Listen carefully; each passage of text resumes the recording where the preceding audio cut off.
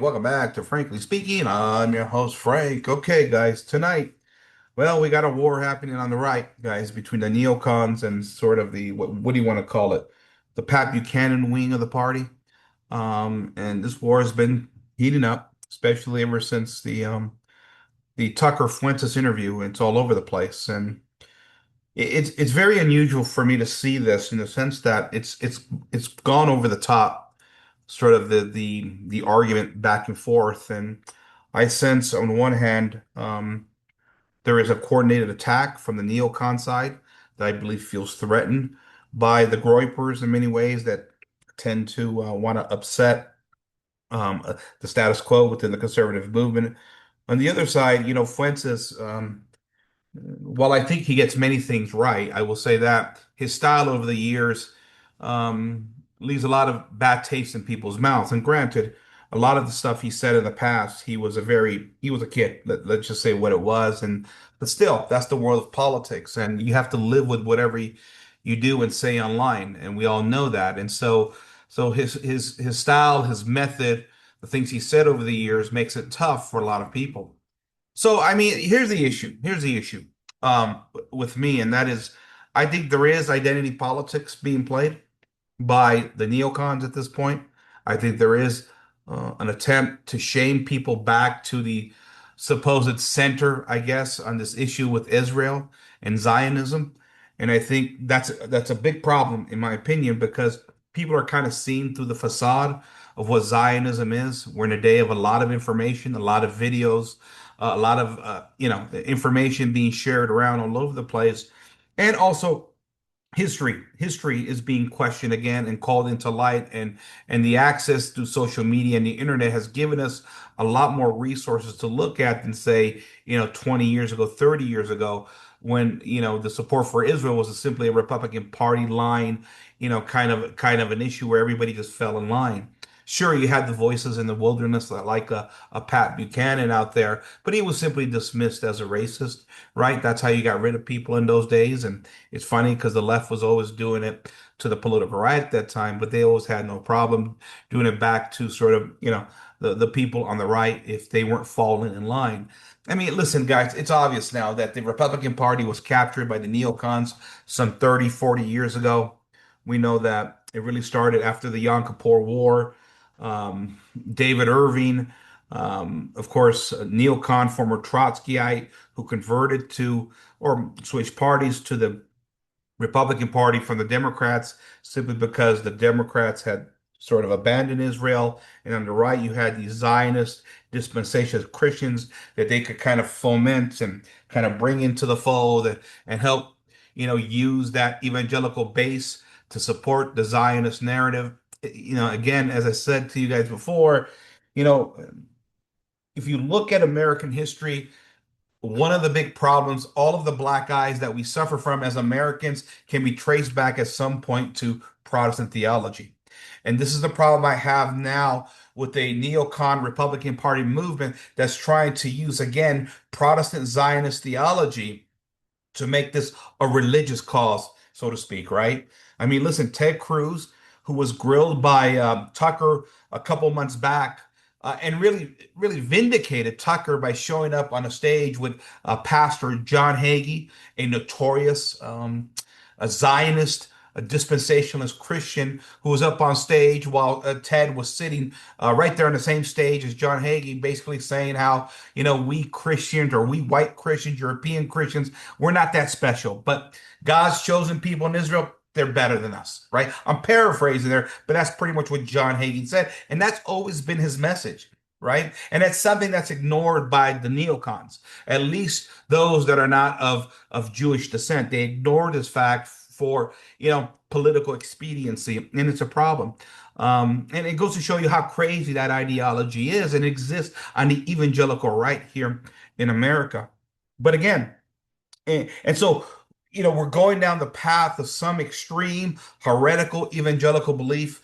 Go down the history of America. Everything, ultimately, all of our black eyes has something to do with Protestant theology. From whipping slaves because the Bible told them to Jim Crow laws, through all the discrimination that we saw in the South based upon an evangelical part of the nation through sola scriptura. That's the one of the black eyes that we suffer through here in America historically. When we get to the breakdown of the culture with the Lutheran Church pronouncing in the 1920s, 30s, right around there, that contraception was no longer a sin. It was contraception ultimately that unleashed the sexual revolution. At least the first wave of the sexual revolution started in the 1920s and 30s, right? The flappers, the gay 20s. We get to the 1960s, and all of a sudden now the Supreme Court legalizes gay contraception over the counter, and the sexual revolution now takes its next step, right? The really big tidal wave that comes after that. Again, Protestant theology has said contraception is not a big deal.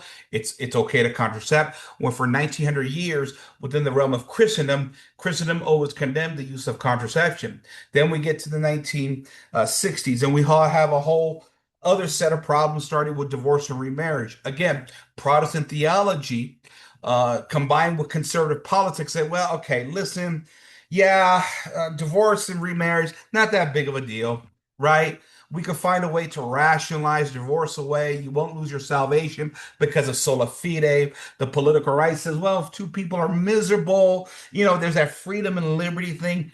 People should be allowed to get divorced. And again, this collusion between evangelicals and the conservative movement sets in motion the destruction of the family that begins in the late 60s with the reversing of easy peasy divorce, right? No fault divorce, as we call it now. Fast forward now to the again Murphy Brown 1993, right around there, early 90s, and now we got mothers out of wedlock having children without fathers.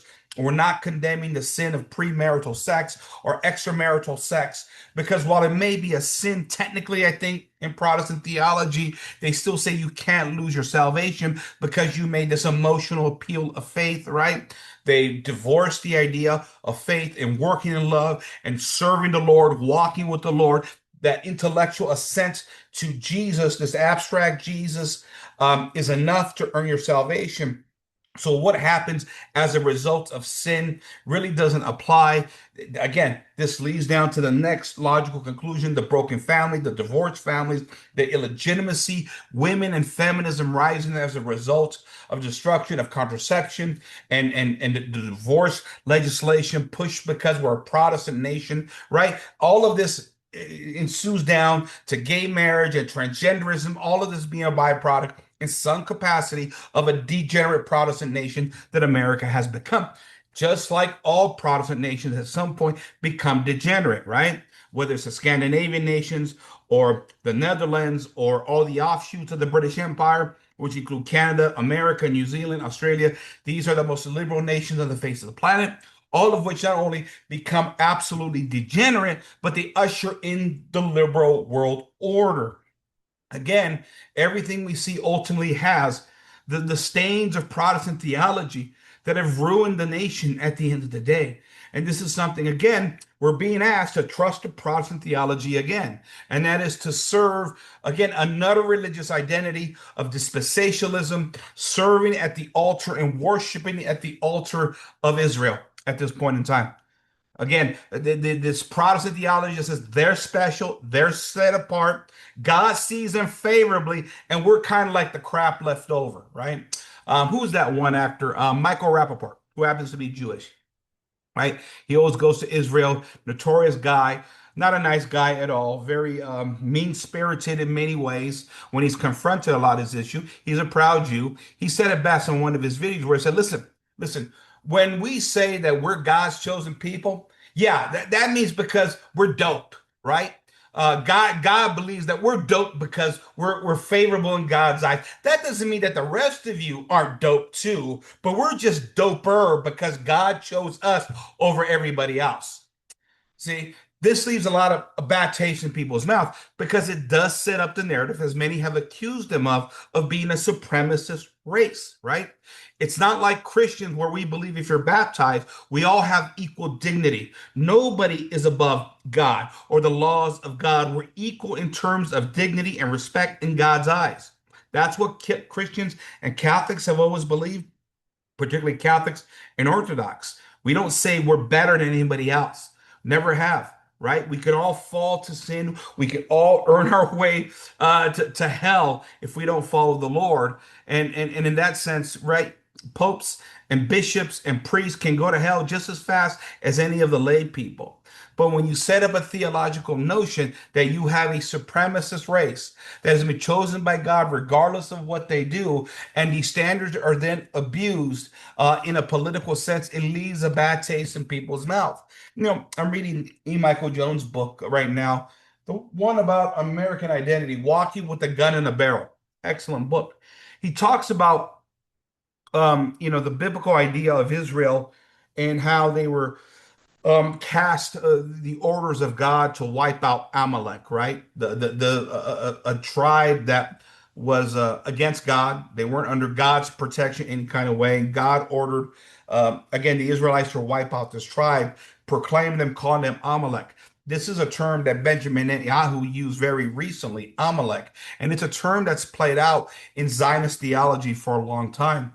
It was Cromwell that wiped out the Catholics, as E. Michael Jones notes, in Ireland, proclaiming them Amalek, Protestants murdering off Catholics. We saw that with the Puritans when they landed here in New England area, and they had to deal with the natives. They wiped out the natives in the first American genocide, proclaiming them to be Amalek, having the authority of the Old Testament Bible to proclaim themselves the chosen people and wiping out everybody who's in their way. And similarly, what we've seen in Israel today with the attack of the Israelis and really killing tens of thousands over there in the Palestine region, again, proclaiming the Palestinians as being Amalek, right? This is a big problem that's happening on the right, and a lot of it is coded and masked with fuzzy language. And of course, what complicates things even more, of course, is the money that's flowed into our politicians. And in particular, what we're seeing now is a neocon movement that has bought out not only many of the politicians, but also the influencers, right? The emails released by Candace a couple weeks ago between her and Charlie Kirk before he passed away, the one specifically noting where Charlie Kirk felt he was being bullied by his Israeli friends and that he was getting tired of it. And 2 days before he passed away, he was about to break ties. And a lot of people have said, well, wait a minute. Um, Obviously, this means that Israel killed Charlie Kirk, right? Right? And my response is that no, it doesn't mean. There's no proof of that. There may be some implications there that we can read into. But what the email clearly points out is that Talking Point USA was an Israeli asset. It was bought and paid for by Israel. In fact, Charlie Kirk noted in this email text exchange with Candace Owens how much money he was losing by Jewish donors pulling out. If anything, that shows you there's money going through, again, the neocon right wing party that's influencing policy at the very top. Money that's being given to politicians all the way to the top, ladies and gentlemen. And people are starting to pick up on this. And the moment you make these connections, you get called an anti Semite. This is ugly stuff. That's all I'm saying here right now. It's ugly stuff because even the word anti Semitism, which nobody can really define, right? Though I will here because I think the definition now is pretty clear from what I can make out. The word anti-Semitism many years ago meant the hatred of Jews. Apparently now, with the way we're playing these identity politics from the neocon right, it seems as the definition of anti-Semitism now is if Jews hate you, you're an anti-Semite, right? This is the same game that the left always played with the conservatives back, well, they still play it today, but especially when I was in the conservative movement, you couldn't criticize the black community, be called instantly a racist. Now, in the day of social media, with a lot of the videos going on with the problems of a distorted black community, conservatives have become more comfortable now critiquing the black community because they actually have video proof of this stuff. But when it comes to this Zionist narrative, they're still uncomfortable, right? Listen, we had what was it? Couple weeks ago, Israel flew out a bunch of influencers, 500 right-wing, mainly right-wing conservative influencers for their indoctrination program. They were paid for an all-out trip to Israel. They got the grand tour. They got the lecture from Benjamin Netanyahu because Israel has been losing the narrative in America. And here come back all these influencers, and not only with just a re-education program here, but also with a lot of money in their pockets, right? $7,000 a post, as some people have noted. And of course, listen, if you don't fall in line in regards to, the positive influence, then you just get shipped to Auschwitz to get the guilt complex if you're not falling in line. That's how this all works at the end of the day. And listen, there's a separation here, and we have to separate this notion between Jews and Zionism. I think there is a separation there. I know guys like Fuentes on the right will say it's all interrelated, but and while there is some of that, don't get me wrong, the collective judgment is difficult for me to make. I won't make that. I know many Jews that I love and respect, that I've had relationships with. They're good and decent people, good and decent Americans. At the same time, there is a disproportionate number, like the Black community, right? I grew up in Los Angeles. When I was a young man, a teenager, and a young adult, most of my friends were Black in Los Angeles, California. Hung out at a local boys club down there. Great relationship, love all those guys still to this very day. But that's not to say that there isn't systemic problems in the Black community.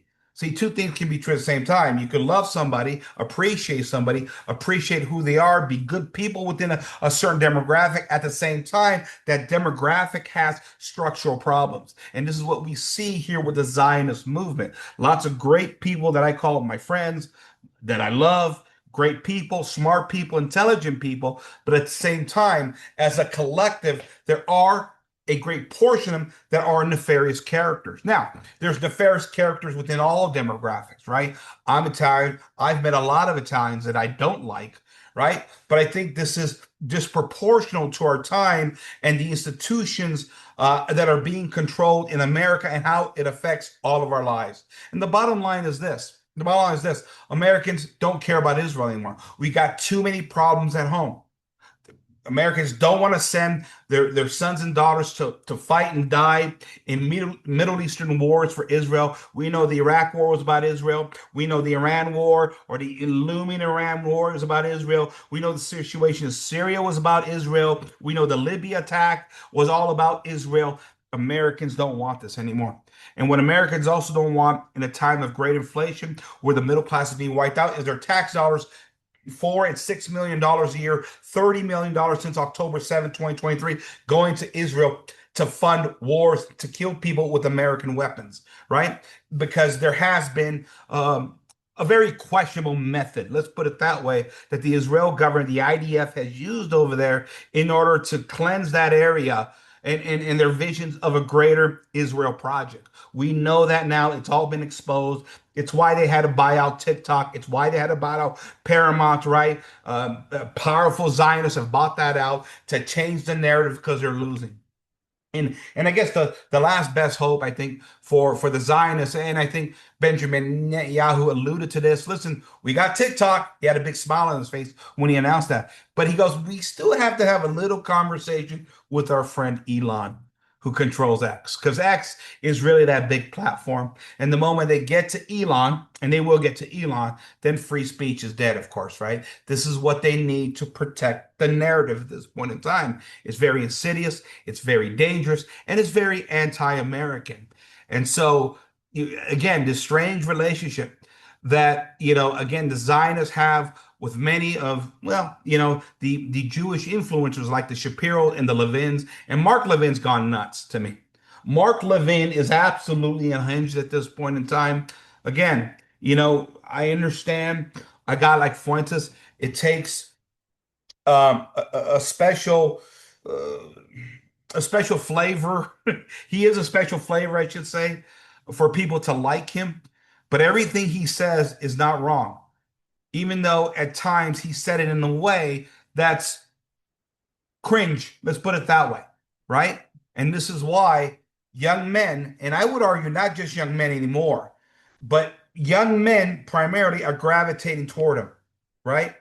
I saw today where Fuentes challenged Shapiro to a debate because Shapiro's been calling him out, playing lots of his clips. Fuentes says, "Hey, come on, let's have it out, bud." But Fuentes is not holding out hope in the sense that he believes Shapiro is scared of him, and I believe he is. I do believe that Charlie Kirk was purposely avoiding Fuentes. I don't believe he was avoiding Fuentes because he was a bad faith actor, as Charlie claimed. And again, I hope Charlie is basking in God's glory today.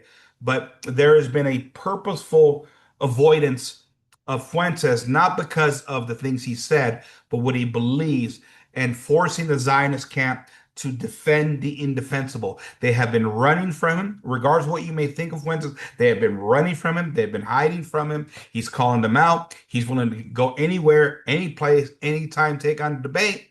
And quite frankly, the party of fighting in the battle arena of ideas. They don't want to fight in this battle arena of idea.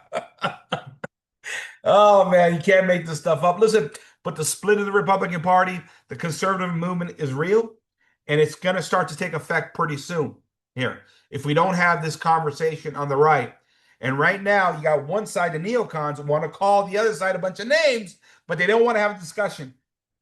They want to silence them. They want to ostracize them, but they don't want to have the conversation. They don't want to engage. They want to only, take, use identity politics to slander that side, hope in the hopes that they will simply go away, fade, into the ash heap of history, so to speak, right? But I don't think that's going to work. Too many young men have been disenfranchised in everyday American society from economics, social status, relationships. These young men are gravitating towards something more real, with more meaningful answers. And what the Groyper side has done too is explain to these young men how things have gone wrong over the past 40, 50, 60 years. And not simply say, hey, you're just too lazy. You got to pull yourself up by your bootstraps. If you're not making America, you must be a lazy son of a bitch, kind of a thing, right? This is what the right always does. It sets utopian standards. All the while, the money has been inflated, right? Resources have been monopolized by oligarchs, and the media has been taken over by oligarchs, right? That have a vested interest in protecting the status quo. Ladies and gentlemen, this war on the right, it's real. It's very real. And it's not going away anytime soon, no matter how wish or how much they're trying to ostracize that part of the right away. It's not going to happen. There you have it, ladies and gentlemen. My rant on the Groypers, the war on the right, and the troubles of the neocons. I want to thank you for joining me. This is Frank, signing off for Frank speaking. Good night, everybody.